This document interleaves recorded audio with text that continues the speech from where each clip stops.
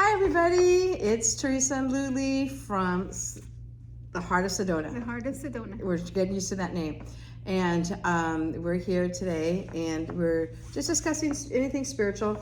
We are going to start having guests, and we have so many of them, and things that are going to fascinate you, and some things that will probably just bore you, and if they bore you, don't watch.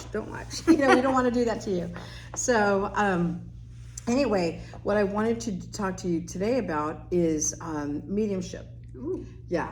So people are confused about what is a psychic, what's an intuitive. So let's talk about the differences of what they are. Okay. So and we understand the clair. So we had the clairvoyance and the clairaudient, all of that.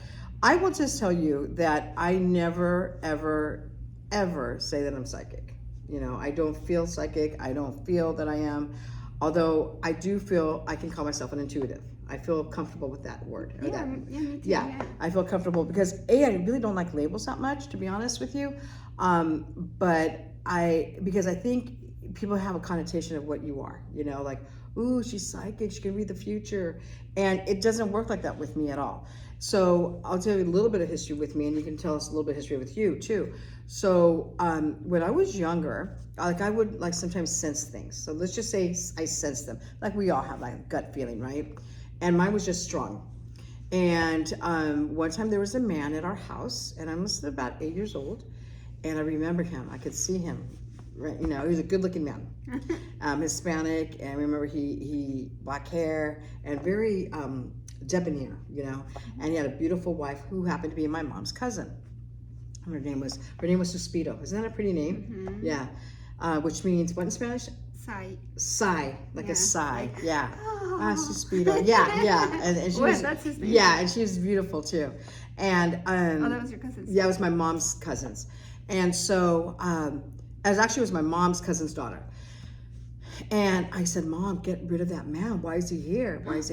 And she said, what are you talking about? I said, get rid of him. And I would give him dirty looks, and I'd be angry with him. And she'd say, why do you do, I was just getting in trouble because, I was being rude. Yeah. And we weren't allowed to be rude like that. So I just said, he's just bad, Mom. He's just bad. I just know it. He's bad. I can't explain it, but he's bad. And I just remember thinking bad. Wow. And about 3 months later, he ended up killing his mistress, somebody else, and then himself. Wow. Yeah. And come to find out, there were more people that he killed. Whoa. Yeah. And then I remembered going somewhere and knowing that the house was a different, I've been here before, and that house was a different color. It was yellow. The house was yellow. And I said, no. And my mom said, what are you talking about? And I remember going, so I forgot where I was, but no, I was here. I was in Mexico, I think. I go, the house was yellow. And then my mom had talked to the owner, and she was, oh yeah, the house years ago, it used to be yellow. So little things like that, right, would happen. And then, and then when I was in high school, I would always give people advice. I was always like the Dear Abby, right? I would literally have people call me and say, I'm so-and-so's friend. They said you give good advice. I want to break up with my girlfriend, but I don't know what to do. And I would sit there and give advice. And I started giving advice to 30-year-old men. What? Yeah, no, my coach. I gave advice to him when he was going through a rough patches in marriage, and I think I was 14. Wow. And yeah, but how weird is that, right? And you think about it. And but then now I was giving readings is what I was doing. Mm-hmm. Right? And I didn't realize at the time. So what happens with me, and maybe in another episode, the next episode, I'll give you a reading, right? So we can show you. So I will do the cards, and I understand what the interpretations are. I understand what the basic meanings are. But it opens up a portal. And once it opens up, I receive information. I receive pictures, I receive visions, I receive sometimes a voice in my head, and I just do this. I just give it out. I don't think about it. I just give it out, and that's the reading. And a lot of times it may not look what you want it to look like. A lot of times people want to know.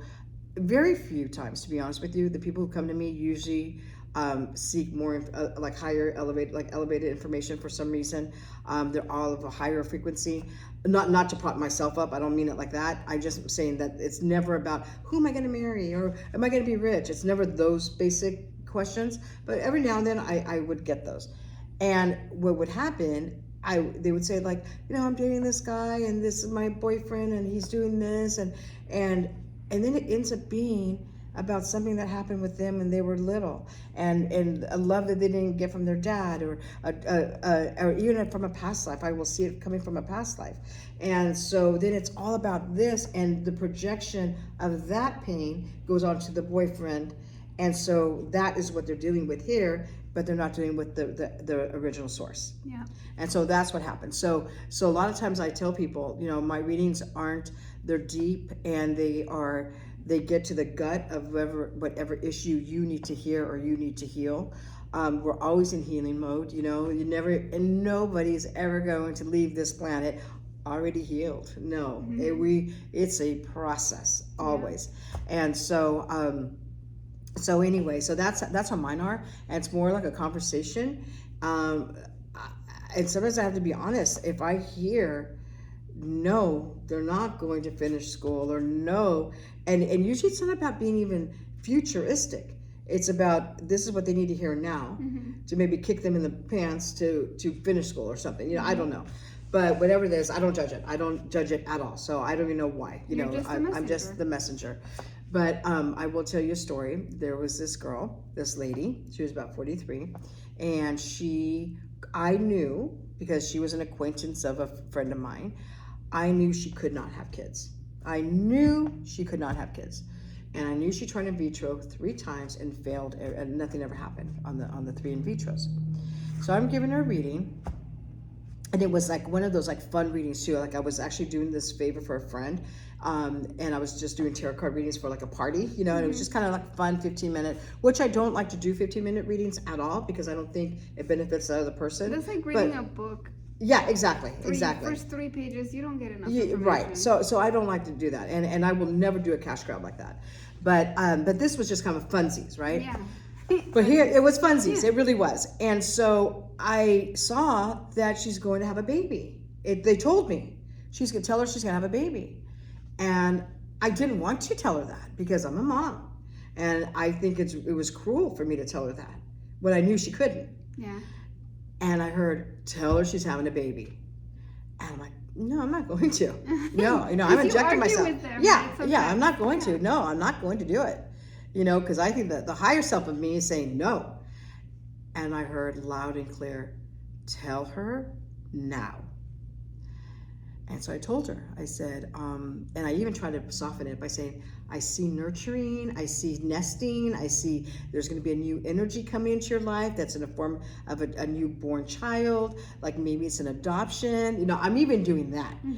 And I heard, be direct. Oh my God. And I'm like, you're going to have a baby. And the look on her face was, if she could kill me, she would have killed me. Like she was like, I cannot believe I can't you're taking believe advantage that of me. you even told me that. You're trying to make me feel good. Yeah. It was like that. Like you're trying to make things up. My heart fell to the floor. Because you could feel. I could feel her. And I felt her. it. She was angry. She left. She was upset. And I felt bad. I wanted to cry. I felt bad. And that's why sometimes we don't want to say what we feel. Right. And so 3 months later, she was pregnant. Wow. And then she was pregnant again after that. And so she had a baby like at 43 and 44.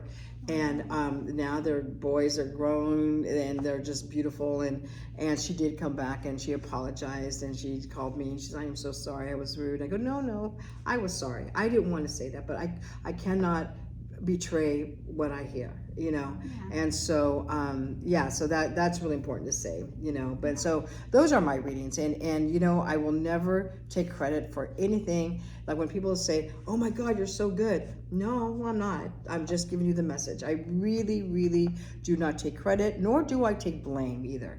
I won't say, or if they say, oh my God, you didn't get it, or okay, then I didn't. There was this one lady that I saw that she was going to have like this new love in her life. And she says, oh, it's my marriage. We're going to marriage counseling. So maybe it's like a new love. And I heard, nope, it's not. It's actually a new new energy fields coming into your new energies coming into your energetic field, and it's in that type of romantic setting. And she goes, no, nope, you're wrong. Okay, that's okay. Again, 5 months later, she's having an affair, and but that affair, I know this sounds crazy, that man was so gracious that he made her see where she could really help and mend her marriage, and he let her go, and they now have stayed married. They had a second honeymoon, and they've been married for over 20 years now, and they're going strong. And so and that's another thing, there is no judging. Mm-mm. Like Mm-mm. no judgment for At the all. lifestyle. Mm-mm. Because whatever lifestyle we are living now, 100 years ago, I mean, it was okay to marry 13, 14-year-olds. Yeah, that's right. That's Who right. are we to say what's right, what's wrong? All Right. we are is we deliver messages and we don't judge anyone. Not at all. Yeah, and another thing too is that whatever is said, like, in It's the situation, it's very private. Like, you don't tell somebody so and so did this, or like I share the stories with you, but I would never tell you who those people were. And you wouldn't know, you wouldn't figure it out. There's Yeah. no way. Yeah. Yeah. Because it's like a general thing. Because a lot of us have relationships. A lot of us Right. have a job. A lot of us have things, and it's just what you were called to share right now. Yeah, and also, like, we don't always get it right either. Like, we need people too. Like I know, again, I talked about Shiro. I call him the psychics therapist, because this man is so good. Have you met him yet? No. Oh, you need to meet him. Yes. He does group readings here, and I can't say enough about him. He's actually well, I guess I could say this now because it's out. He plays Mr. Miyagi in the new Karate Kid movie. Oh. Yeah, and that was interesting too. But and that he was out of thousands and thousands of people. They wanted to cast, and they saw. He got it. So, he's amazing. His name is Shiro. He's also a musician of One Hot Mess. And here I am plugging him, but I'm going to plug him because he's that good. But that's what he does. Like, he will take a person and will go in there and excavate. And like, I honestly, because I really don't go to readings anymore at all. I mean, I used to when I was younger, but I don't now because, because you have your guides, and you like, again, you kind of get to that point where, no, I got to trust my gut. And he said, one time he goes, well, let me do a reading for you. And like, when you did my reading too, like, I usually don't do readings, but I trusted you to do mine. And then I went in there thinking, okay, like, he's not gonna really tell me anything I really don't already know, right? Or that I'm not in tune with. Oh my God.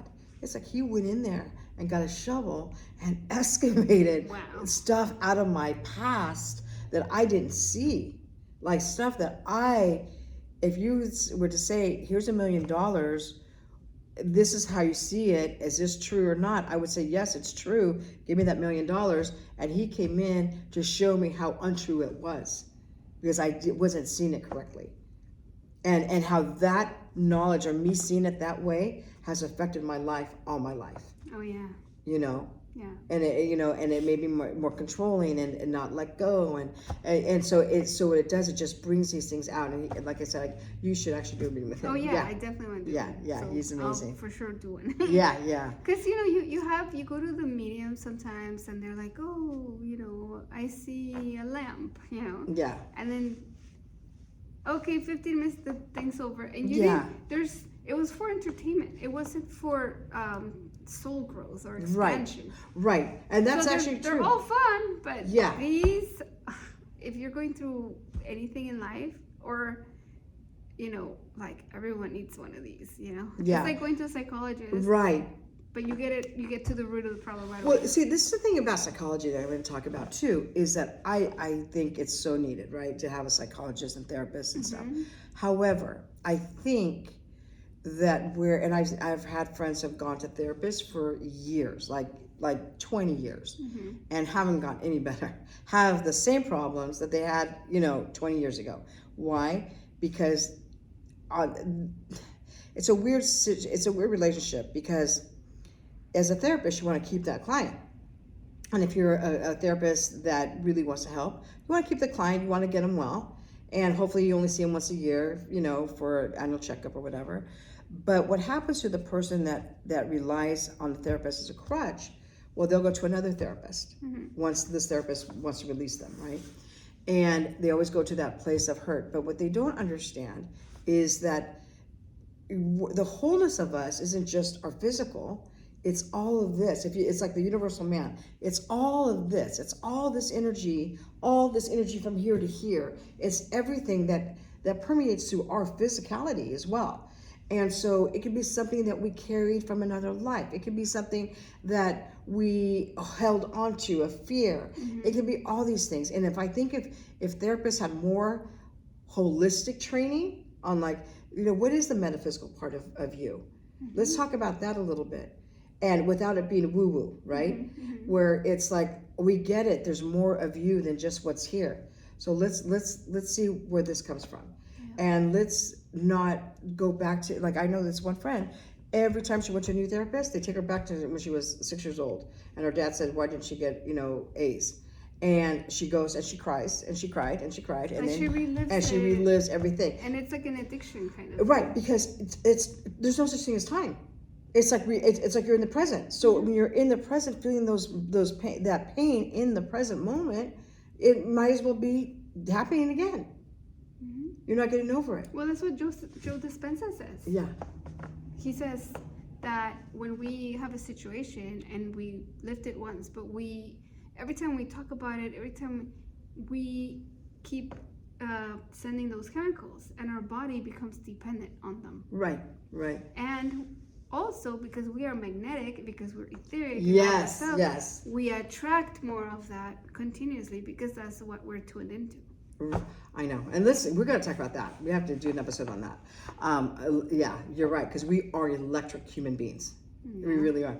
But no, but you're absolutely right. And you could be reliving it. And I saw something the other day about mental stability, about emotional strength, and what the psychologist was saying, that what determines a person to be really grounded and have a lot of emotional and mental strength, you know what it is?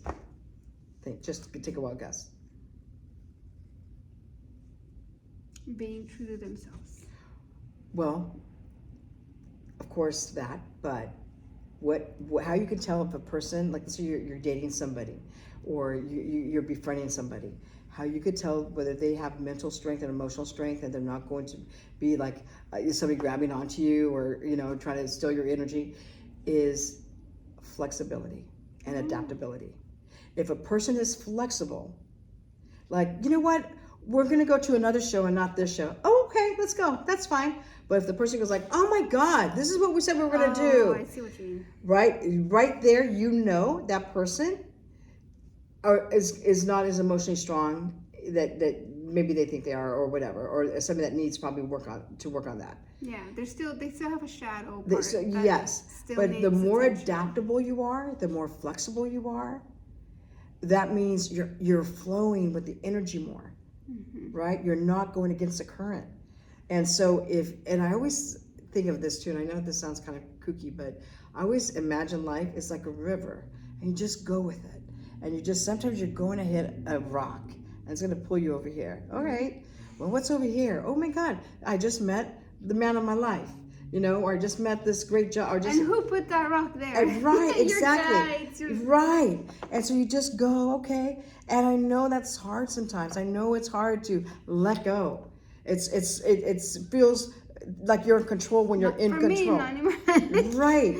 Now let it go. Let it go. Even on top of Bell Rock, you let it go. Wherever you are, let it go. You don't need to carry that because it's poop. Yes, exactly. You don't need to carry poop around. No.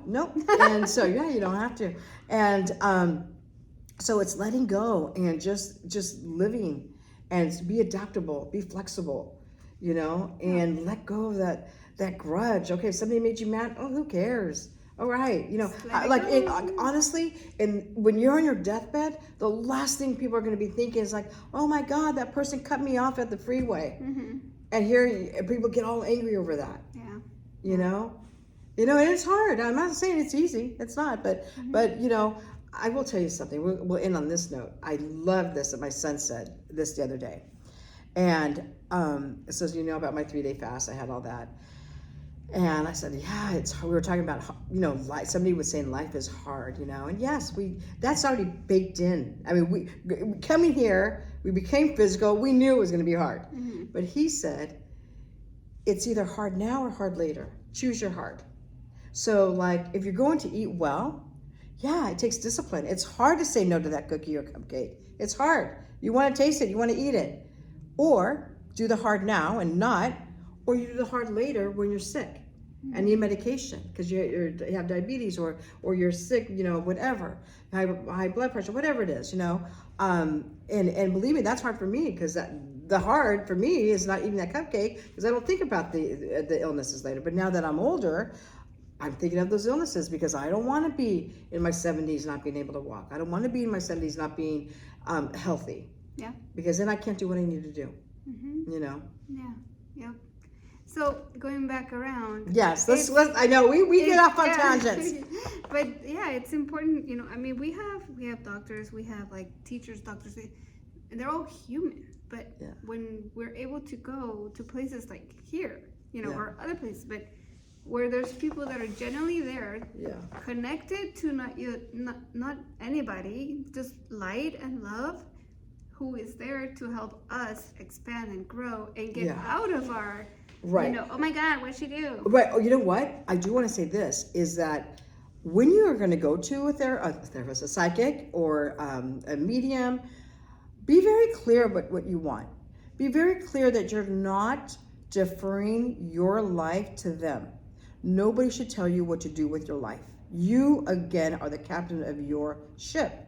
So if you want to go for clarity, if you want to go for, you know, just a sense of, you know, there's something that's bothering me, or maybe there's a question that you need to kind of figure things out. You want some messages told to you, then you go. But please do not, honestly, do not do, and I'm going to say it. I'm just going to say it. I don't care if people get mad. Don't do the psychic hotline.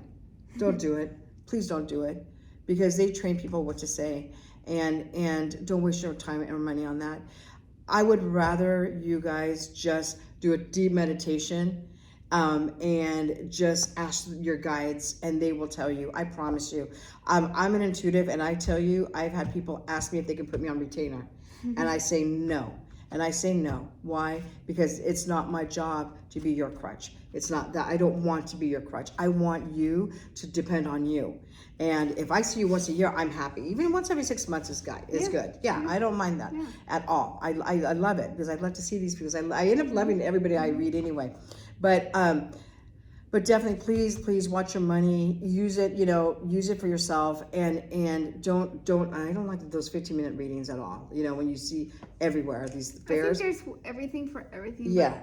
15 minutes is not going to be a deep dive into your soul. Yeah. It's going to be entertainment. It's going to be fun. And you know what? And that's okay if that's what you want. But you know what is not okay? If you go somewhere, you get a reading, and you feel scared. Yes. Or you have to pay them money so that they could do this thing to do that thing for you. That's what you need to run away from. Yes. Okay, perfect. I'm so glad we'll end it on that. Do not pay anybody any money to take any work for you, take spirits away from you, remove curses, none of that. You don't need any Trust me, trust us. Do not do that. Please take that money and go on a trip. Seriously, because let me tell you a story. I was 21 years old. 21. Again, like I was telling you, I was always trying to figure this stuff out. I went to a psychic, and she said, and this is when I was 21, this was like years ago, and she said, oh, you have a black cloud over your head, a bad entity, negative. Oh my gosh, it's making you very negative. And I told her, I said, you could have told me, and flat out, and I was like 21, and this lady was older. I told her, you could have told me anything. You could have told me I was going to be a millionaire tomorrow. You could have told me I was going to marry the prince. You could have told me anything. But that, I have enough self-awareness to know that I am not negative, and I don't have a negative cloud on me. I know that. So you could have told me anything. So no, thank you. I'm not going to pay you the $200 you're asking me. What? Yeah, and that's $200 back then, which would be about $200 back? $200 in 1984. Yeah. Yeah, so what is that? Whatever that is. Yeah, and you know, I was going to school. I didn't have any money. Are you kidding? And 1984. Yeah. I remember rent on a 2-bedroom apartment in like LA was $500. So they were, whatever your rent or mortgage is right now, imagine it's half of that. Yeah. That's crazy. I know. So yes, please, guys, just do yourself. Like seriously, meditate, ask those questions yourself, and I promise you will get those answers. Like you said, the guys just say, just ask. Yep. So have a great day. Get a massage. Yeah, exactly. Or a Reiki session. There you go. Yeah. All right. So from the heart of Sedona Star, From the heart of Sedona have a Star. great time. Have a great day. Bye. Bye.